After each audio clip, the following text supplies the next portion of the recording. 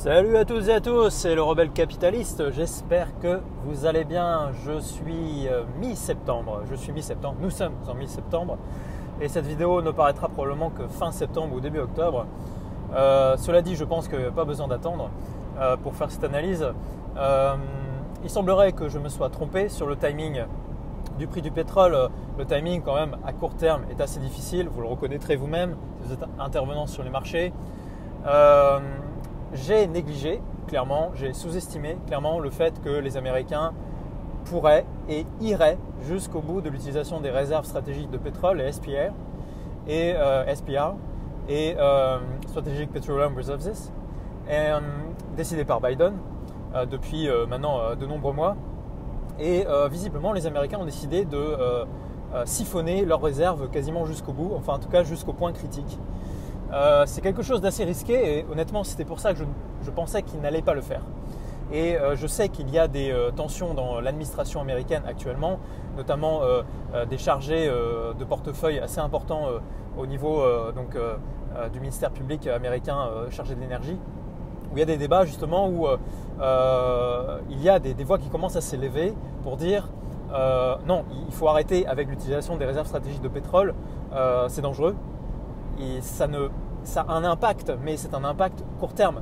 Parce que, encore une fois que les réserves stratégiques vont être épuisées, qu'est-ce qu'on va faire?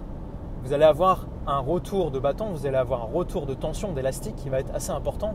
Et là, vous pouvez avoir des événements de hausse des prix assez violents. Parce que quand vous n'avez plus de réserves et que c'était ces réserves qui permettaient de maintenir un peu la pression dans cette cocon minute qui est actuellement le prix de l'énergie, eh bien, une fois que la pression dépasse un certain stade, ça pète, ça explose. Voilà.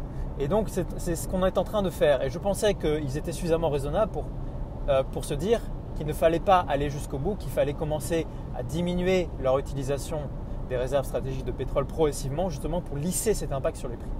Bon, visiblement, l'impact politique court terme, comme souvent d'ailleurs, cover your ass, couvre ton cul, fais ce qu'il faut à court terme pour ne pas avoir de problème, et puis après le long terme, c'est d'autres qui verront.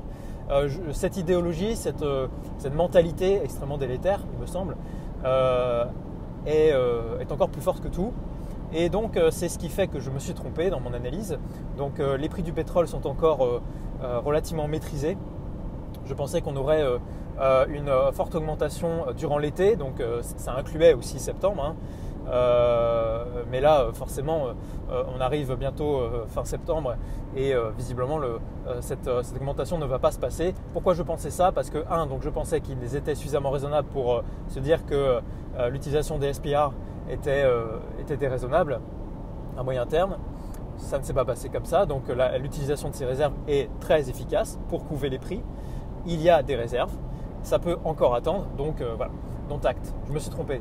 Deuxième chose, je pensais que la saison d'été, couplée donc avec cette diminution de l'utilisation des réserves stratégiques, vous savez qu'en été on voyage plus, on utilise plus la voiture, bref, on consomme plus de pétrole. Je pensais que ces deux facteurs combinés allaient provoquer une augmentation des prix du pétrole, d'autant que l'OPEP finalement n'a pas bougé sa stratégie.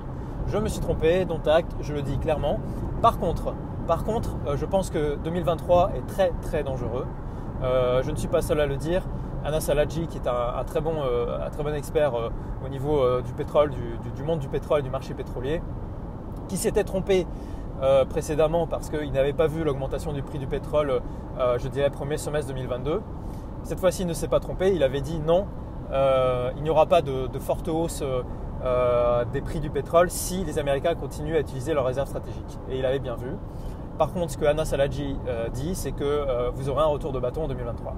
Donc si vous êtes investi sur le pétrole et que vous n'avez pas d'urgence, que vous prenez votre temps, que comme moi, vous n'êtes pas sans arrêt collé au cours de bourse, etc., que vous intervenez une fois de temps en temps, et que vous avez de bons conseils aussi, qui font une partie du travail pour vous, c'est très important, la gestion du temps, la gestion de l'argent et la gestion du temps. Si vous passez votre temps en bourse pour gagner des clopinettes, vous perdez votre temps, donc vous perdez votre argent. Voilà. Mais donc si vous n'êtes pas pressé, si vous n'intervenez pas souvent sur les marchés, probablement que 2023 est une bonne opportunité. Peut-être qu'il ne faut pas vendre. Voilà, je ne sais pas, je ne donne pas de conseils. Je dis, c'est mon avis personnel, c'est une impression personnelle.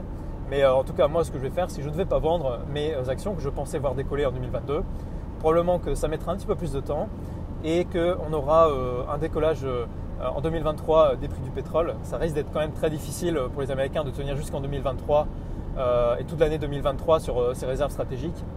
Je pense que ça risque d'être difficile quand même. Le conflit russe est toujours en cours, enfin, vous avez beaucoup de problèmes.